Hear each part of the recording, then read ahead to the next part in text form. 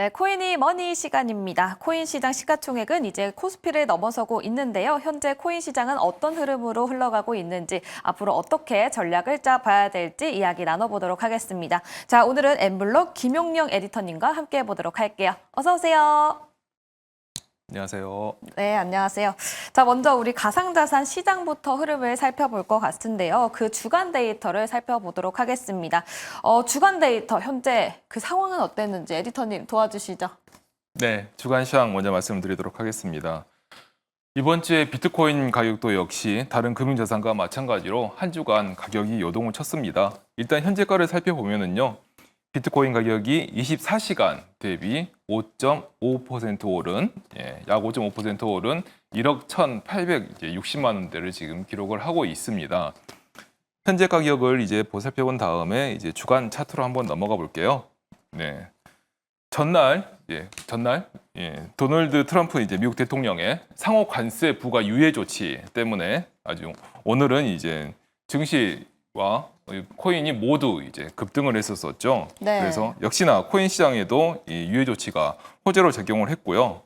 전날은 이제 1억 1,000만 원대까지 이제 비트코인이 하락을 했었습니다. 여기서 이제 금방 확인할 수가 있는데요. 이렇게 하락을 했다가 지금 이 소식이 들리자 하루 만에 이제 1억 2천만 원까지 상승을 했습니다. 하지만 이번 반등으로 이제 기뻐하기에는 조금 이릅니다. 왜냐하면 주간 가격대를 살펴보면은 지금 여기 차트에서 보실 수 있는 것처럼 W 모양이죠.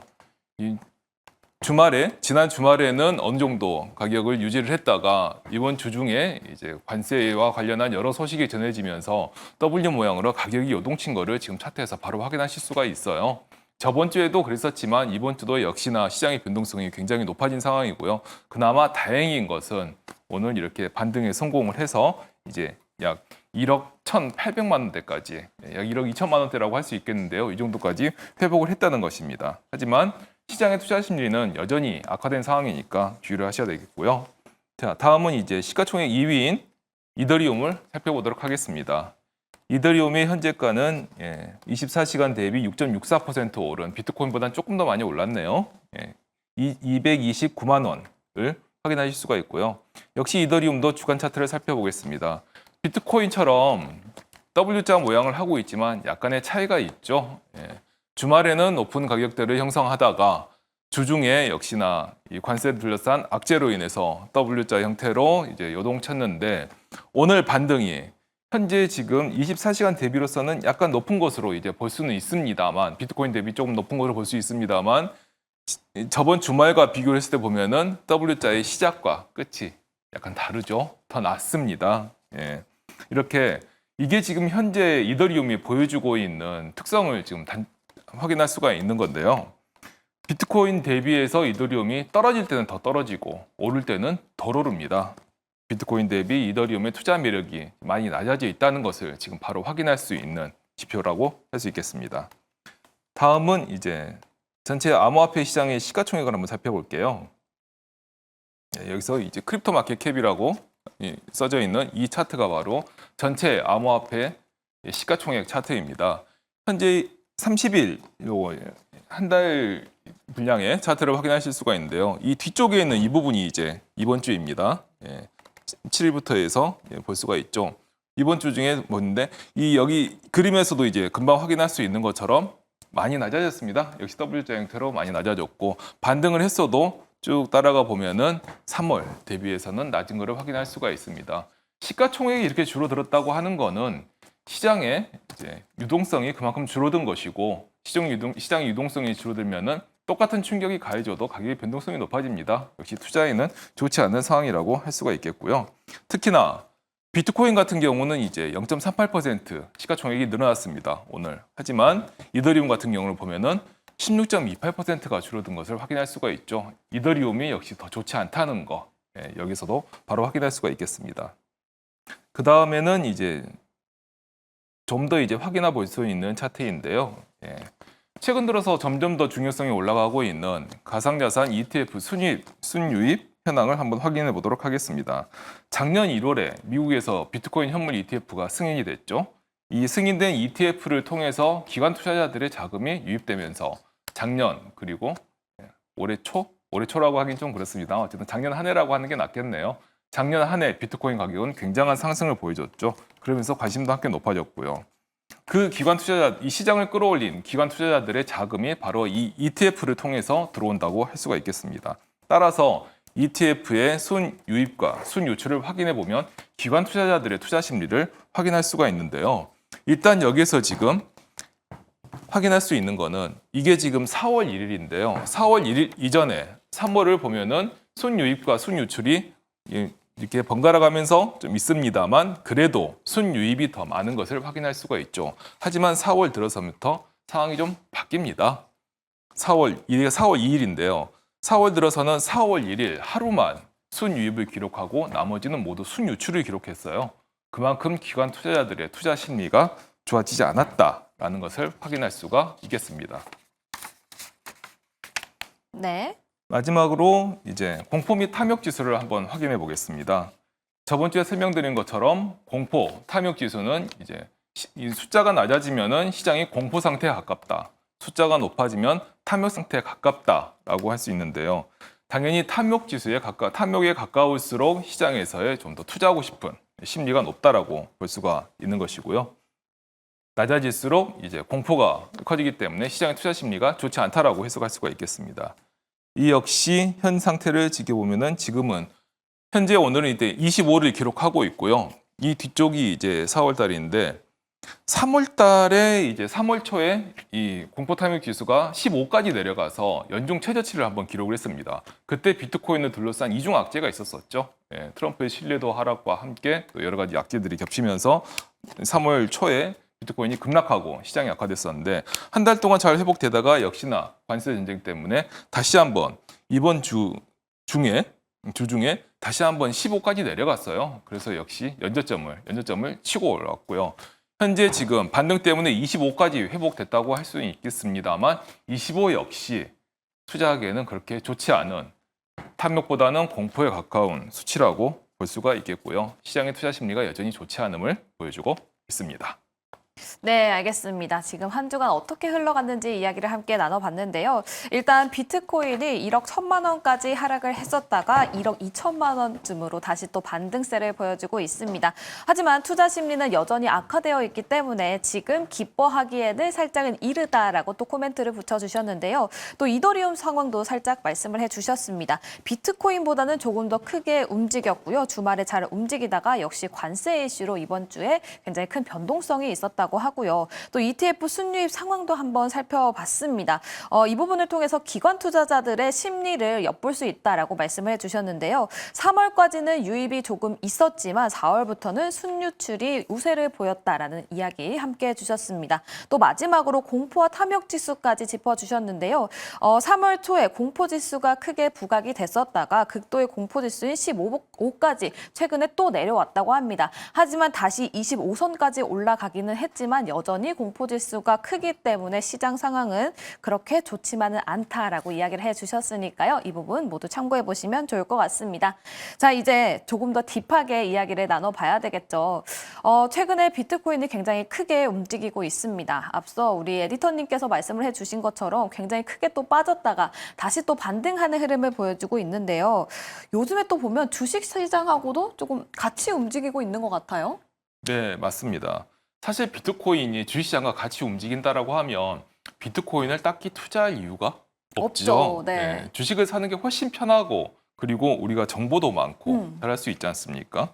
따라서 비트코인이 이렇게 주식과 상관관계가 높아지면 좋지가 않고요. 투자자들에게 예면을 받게 됩니다. 그 이전까지 비트코인이 투자자들에게 주목받은 이유는 방금 말씀드린 것처럼 주식 또는 이제 다른 채권, 여러 다른 투자 자산 대비 상관관계가 많이 낮았기 때문인데요. 이렇게 상관관계가 낮은 자산을 이제 비상관 자산이라고 이렇게 부르기도 합니다. 이런 자산들은 특히 포트폴리오 투자에서 일부 편성을 했었을 경우에 주식과 같은 다른 자산들이 떨어져도 수익률을 방어할 수 있는 이런 효과를 부여해줍니다. 당연히 기관 투자자들이 관심을 둘 수밖에 없는 것이고요. 그래서 작년 1월에 ETF가 승인된 이후에 기관들이 상당히 큰 자금을 투입을 해서 ETF를 통해서 비트코인을 사 모은 이유도 이런 이유 때문입니다. 하지만 여기서 조금 또 이 시장의 변화에 따라서 좀 놀라운 점이 있는데요. 이렇게 기관들이 ETF를 통해서 비트코인을 매수한 게 오히려 현재는 지금 약간 양날의 검으로 작용하고 있다고 할 수가 있겠습니다.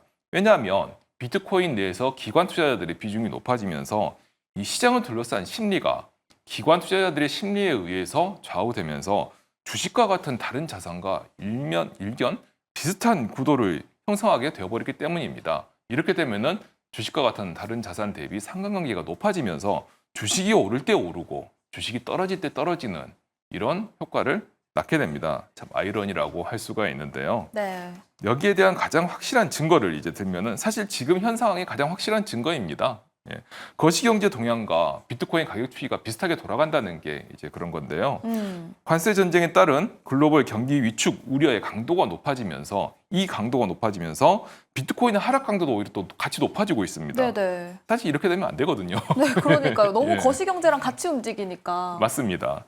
예전에는 그런 얘기가 또 있었었어요. 나스닥과 비트코인 그리고 기술주와 비트코인이 서로 밀접한 관계가 있다 이렇게 주장하시는 분들이 있었었는데 이 주장을 뜯어보면 사실 이렇게 돌아가면 비트코인이 투자 매력이 역시 없죠. 아까 드린 그쵸. 말씀처럼 네. 나스닥과 기술주, 특히 테슬라 같은 기술주에 투자를 하지 왜 비트코인에 번거롭게 투자를 하겠습니까? 따라서 이런 경우는 비트코인에게는 오히려 좋지 않고요. 비트코인의 투자 매력을 떨어뜨린다고 볼 수 있고요. 사실 그런데 또 여기서 한번 짚어봐야 될 거는 트럼프 행정부, 트럼프 대통령이 이걸 굉장히 잘 알고 있습니다. 네. 비트코인 대통령이라고 불리는 만큼 상당히 잘 알고 있다고 볼 수가 있는데요. 그래서 관세에 대한 메시지와 별개로 암호화폐 블록체인 산업을 육성하겠다는 메시지를 트럼프 본인이나 아니면 트럼프 행정 내에 있는 여러 그 주요 인사들이 계속해서 메시지를 내고 있어요. 그렇죠. 예, 최근 계속 기사에서도 지금 보도되고 있는데, 네. 근데 하지만 관세 전쟁이라고 하는 이 거대 담론에 휩싸여서 아직까지 효용이 없는 상황인데요. 하지만 여기에서 스테이블 코인과 관련된 얘기들은 좀 주목해 볼 필요가 있다고 생각을 합니다. 현재 스테이블 코인 분야는 트럼프 행정부에서 여러 행정 명령과 법안을 통해서 상당히 파격적으로 지원할 것으로 지금 예상이 되고 있거든요. 네. 일부 행정 명령과 또 법안 추진도 진행이 되고 있고요. 따라서 스테이블 코인을 필두로 한 암호화폐와 블록체인 산업이 부흥할 신호가 좀 보인다라고 하면 그때 이제 비트코인의 투자 매력도 같이 좀 살아나는 게 아닐까 한번 체크해 볼 수가 있겠습니다. 지금 그렇다면 사실 이 트럼프가 예금 토큰 대신에 스테이블 코인을 활성화시키겠다라고 말을 했었잖아요. 그건 어느 정도 좀 달러를 강하게 만들겠다라는 게 숨어져 있는 건가요? 맞습니다. 현재 지금 이 관세 전쟁이나 이런 여러 가지 상황을 봤었을 때 네. 달러가 이제 강달러라고 이제 얘기를 하는데 사실 이 강달러라고 하는 것을 봤었을 때 보면은 달러의 매력이 사라지는 거지 그러니까요. 않습니까? 네. 그래서 달러는 약달러로 가야 트럼프가 의도한 것처럼 달러 기반으로 해서 미국 내 제조업이 부흥하는 이런 것들이 되는데요. 네. 이 달러를 약달러로 돌리기 위한 수단으로서 지금 스테이블 코인과 비트코인 그리고 암호화폐를 얘기를 하고 있죠. 특히 이제 스테이블 코인이 이제 이렇게 부흥이 되고 스테이블 코인을 많이 사람들이 쓰게 된다라고 한다라고 하면 네. 그러면 그 스테이블 코인은 그 특성상 담보 자산이 필요합니다. 그렇죠. 이 담보 자산으로 굉장히 많은 양의 국채가 미국 국채가 소요될 것으로 예상이 되고요. 이렇게 된다라고 하면 국채 수요처가 늘어나고 특히나 중국 같은 경우가 이제 미국 국채를 이제 무기로 삼아서 그쵸, 네네. 트럼프에게 뭐 반발한다거나 이렇게 협상 카드로 쓸 지금 여지도 보이고 있지 않습니까? 네. 근데 이 스테이블 코인을 잘 육성해두면 이에 대한 대응책이 될 수 있을 것이다. 라는 게 트럼프 행정부의 속내로 파악이 되고 있습니다. 네, 알겠습니다. 이렇게 첫 번째 이야기를 나눠봤는데요. 사실 이 비트코인 작년 24년이죠. 4월 달에 반감기가 있었기 때문에 사실 반감기 이후에 한 1년 동안은 굉장히 좋은 흐름을 보인다라는 일각에서의 이야기가 있습니다. 근데 요즘에 계속 좀 하락을 하는 모습을 보이다 보니까 이런 호재는 이제 끝인가라는 생각이 들거든요. 어떻습니까? 사실 이제 비트코인에 좀 관심을 많이 가지고 계신 분들 그리고 오랫동안 관심을 가지신 분들이라고 한다면 반감기를 모르실 수가 없습니다. 그리고 지금 네 번째 반감기인데 반감기가 약 4년에 한 번씩 있습니다. 네. 그래서 4년에 한 번씩 있는 반감기가 그 이전에 세 번의 반감기 동안에는 비트코인 가격이 굉장히 큰 폭으로 올랐었습니다. 특히 이 반감기는 반감기 시행 이후 1년 뒤에 그 효과가 극대화된다고 다들 인식을 하고 있어서 그때 이제 효과를 한번 체크해보는 경우가 많은데요. 그런데 이번 반감기는 이제 그 영향력이 예전 같지 않을 것으로 많이 예상이 되고 있습니다. 네. 왜냐하면 반감기가 비트코인의 가격을 끌어올리려고 하면은 이른바 비트코인 채굴자들의 영향력이 커져야 됩니다.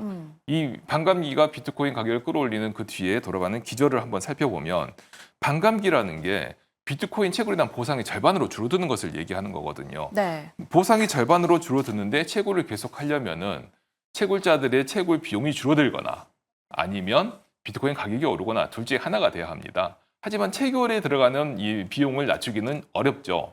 따라서 비트코인 가격을 오르는 것을 많이 선택을 하는데요. 이거는 채굴자들이 의도한 대로 비트코인 시장이 돌아가야 합니다. 하지만 지금 그렇지 않죠. 왜냐하면 네. 계속 말씀드린 것처럼 작년 1월 비트코인 현물 ETF의 승인이 비트코인 시장에 굉장히 큰 정말 한 획을 그었던 그런 사건이라고 할 수가 있는데요. 그래요? 지금 들어서도 점점 그 위력이 더 커지고 있는데요. 현물 ETF를 통해서 기관 투자자들의 자금이 유입되면서 이른바 금융기관, 네. 금융기관의 영향력이 커졌습니다. 그 예전에는 채굴자가 생산을 하고 비트코인을 사는 사람이 소비이기 때문에 네. 생산과 소비만 있었는데 중간에 비트코인을 저장을 하고 그리고 그 저장한 거를 물 풀고 이렇게 하는 네. 뭐 재고라고도 할 수 있겠어요. 그쵸. 이 재고를 관리하는 금융기관의 영향력이 커지다 보니까 채굴자들 마음대로 시장이 돌아가지 않습니다. 이러다 보니까 채굴자들이 지금 굉장히 힘든 시기를 좀 겪고 있었고 지금도 조금 이제 겪고 있지만 비트코인 가격이 올라서 좀 낮긴 한데요. 네네. 따라서 어쨌든 전체 시장이 채굴자들이 원하는 대로 돌아가지 않기 때문에 반감기로 인한 비트코인 가격 상승이 다시 재현되지는 않을 것이라는 게 현재의 지금 추세이고요. 따라서 이번 4월, 지금 이번 달이죠. 이번 달이 이제 반감기 이후 1년인데 네. 지금 얼마 남지도 않았습니다. 맞아요. 작년 4월 20 며칠이었던 걸 제가 기억을 해요. 얼마 남지 않았는데 이 기간 중 이제 다시 과거의 영경을 재현할 수 있지 않을까 몇몇 분들은 이렇게 기대를 하는데 저는 그거는 다시 재현되지 않을 것이다. 라는데 조심스럽게 한번 베팅을 해볼 수 있겠습니다. 네, 알겠습니다. 확실히 좀 시장이 달라진 것 같은데요. 그렇다면 마지막으로 좀 짧게 답변해 주시면 좋을 것 같습니다. 파리 블록체인 워크 그리고 홍콩 웹3 페스티벌 이렇게 좀 코인과 관련해서 이슈가 있는 페스티벌이 진행 중에 있는데요. 여기서 나왔던 가장 큰 이슈라든지 저희가 체크해야 될 부분 짧게 어떤 게 있을까요? 네, 해외에서 열리는 또 국내에서 열리는 이런 큰 블록체인 컨퍼런스에서는 중요한 메시지들이 좀 많이 나옵니다. 그래서 이것들을 좀 챙겨두는 게 시장의 이해도를 높이는 데 굉장히 큰 도움이 되는데요. 특히 파리 블록체인 위크 같은 경우는 유럽에서 열리는 블록체인 행사 중에서 굉장히 큰 행사 중에 하나로 꼽힙니다. 네. 유럽 파리와 또 독일 베를린 이렇게 두 개가 있는데요. 그 중에 하나 파리 블록체인 위크가 열렸죠. 여기서는 특히 이제 이서구 이제 두나무 대표가 참가 연사로 나서가지고 또 관심이 좀 모이고 있기도 한데요. 이 파리 블록체인 위크는 특히나 작년 이제 12월 30일 날 유럽의 이제 가상자산 규제 법안이 미카가 이제 시행이 됐습니다. 미카 시행 이후 처음 열린 유럽에서 열린 행사이기 때문에 규제 관련해서 많은 메시지들이 나왔고요. 이 규제 관련해서 가상자산과 블록체인 산업을 해봤더니 좀 이렇다라는 본인들의 경험담을 토로하는 경우가 좀 많았는데요. 이들의 메시지를 종합해보면 규제가 이제 확립이 되면서 그래서 좀 이제 예전보다는 좀 뭔가 운영하는데 어려움이나 이런 것들이 좀 있긴 하지만 규제 확립되면서 시장이 넓어진 것은 부정할 수 없는 사실이고 특히 기관 투자자들의 자금이 안정적으로 진입될 가능성이 높아지면서 그래서 여러 금융상품, 전통적인 금융권들이 해왔던 여러 금융상품을 할 수 있는 여지가 높아졌다. 따라서 이 때문에 시장이 좀 더 확대될 것이다라는 메시지가 공통적으로 파악이 됐습니다. 그리고 그 다음에 이제 홍콩 웹3 페스티벌을 꼽을 수가 있겠는데요. 네. 홍콩 웹3 페스티벌 역시 아시아에서 열리는 주요 블록체인 컨퍼런스 중에 하나입니다. 특히 이번 홍콩 웹3 페스티벌에서는 이제 암호화폐 시장에서의 암호화폐 산업에서의 이제 큰 거두라고도 할 수 있는데요. 바이낸스를 창업한 자오창펑과 그리고 이더리움을 창립한 비탈릭 부테린 그리고 트론이라고 하는 블록체인을 창립한 저스틴 선 이 세 명이 함께 있는 샷이 나왔었습니다. 이제 보기 드문 샷이죠. 홍콩에서는 특히 가상 이 제도권 진입에 떠나서 A와의 융합이 많이 얘기가 됐습니다. 그 점 보셔도 좋겠습니다. 네, 알겠습니다. 자, 이렇게 코인 시장까지 알아봤는데요. 각각의 컨퍼런스를 통해서 시장이 점점 더 확대될 거라는 그 기대감이 여전히 존재하다고 하니까요. 끝까지 함께해 보시면 좋을 것 같습니다. 자, 이렇게 야간투자본부 2부는 여기서 인사드리도록 하겠습니다. 늦은 시간까지 시청해주신 여러분 고맙습니다.